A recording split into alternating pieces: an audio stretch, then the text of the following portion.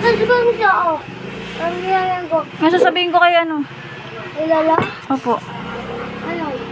Lala, pogi ka, nabinigaw ka. Tapos papayagin ako dito matulog.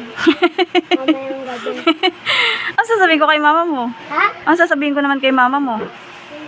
Mama, ano, dito mo na ako tulog. Kasi samahan mo na lang si Lolo, pati si Papa.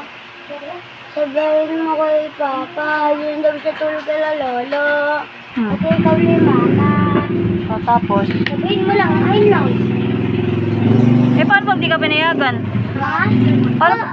Paano pag di ka pinayagan? Kulong lang. Ayun. Eh, ano sasabihin natin para payagan ka dito ka matulog? Mamayang gabi, tulog muna ako, tapos bukas, tulog ulit ako. Bukas, tulog ulit ako. Bukas, tulog ulit ako. Bukas, tulog ulit ako. Yun, pupunta na ako kala Mama. Ang tagal naman nun. Eh, baka hindi ka payagan ni Lolo? Kasi nga walang kasama si Lolo matulog. Okay lang. Sino? Si Tito. Sino dito? Si Tito ko. Ah, sorry naman.